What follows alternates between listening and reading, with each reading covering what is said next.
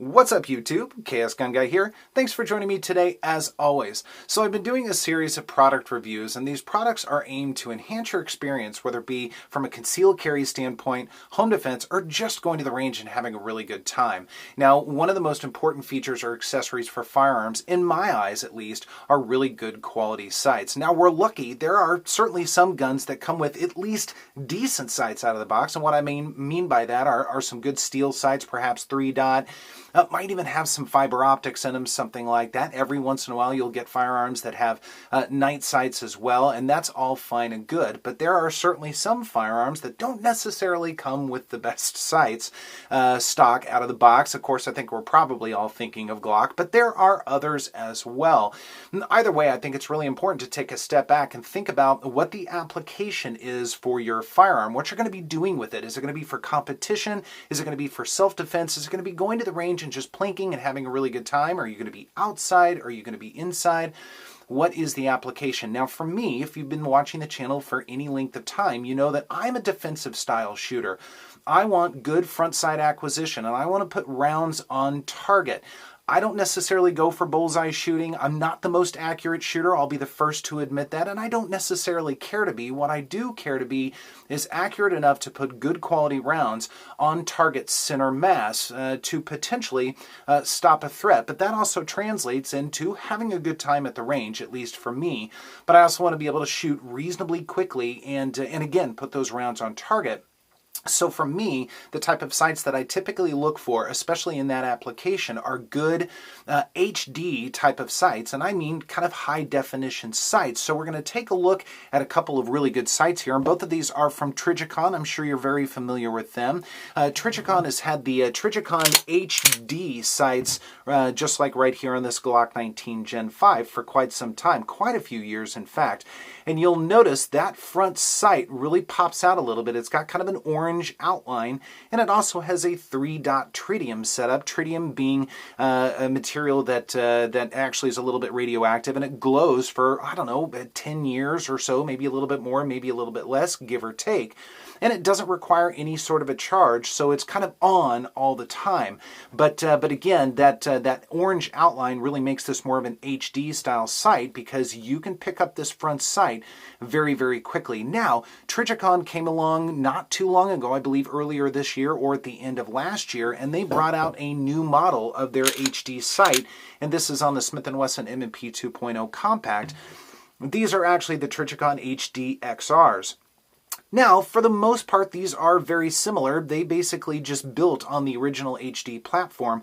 However, they made one significant change. Now, I'm going to line both of these up. This is not necessarily the best angle here. I'm sure I'll be wheeling in some pictures and some shooting along the way. But you may notice that the front sight on the Smith & Wesson on your left is just a little bit thinner. Believe it or not, this stands or measures 3.2 millimeters at the front sight versus 3.7 millimeters. Now, that's my measurement on the calipers, so give or take just a little bit for both. However, I think that's reasonably close. I think one of the reasons Trijicon narrowed their front sight just a little bit is to help with the field of view. It gives you just a little bit more of a field of view on either side of that front post.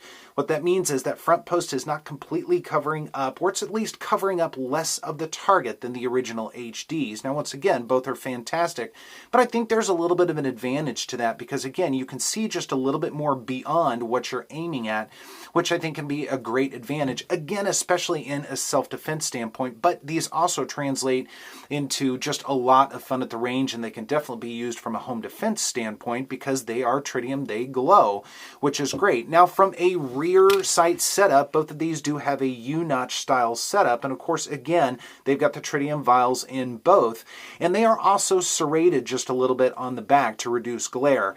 They also both have a ledge for one-handed manipulation, so there's a lot of use with certainly both versions of the HD sights. Now, another thing I really like about the Trijicon sights, they are very durable and very robust.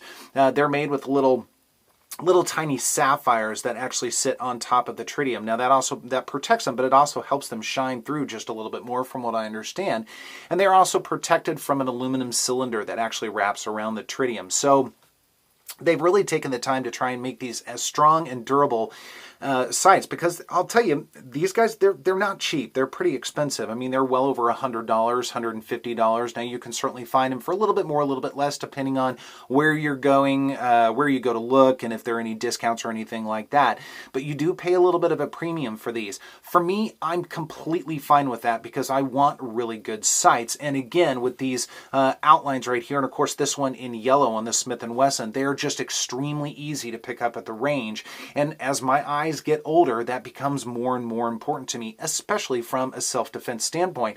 Now, both of these outlines, whether it be the orange or the yellow, they are both also a little bit phosphorescent in that they glow just a little bit after capturing some ambient light, whether inside or outside. So you've got another opportunity to really make these stand out and pop while you're shooting, which is fantastic.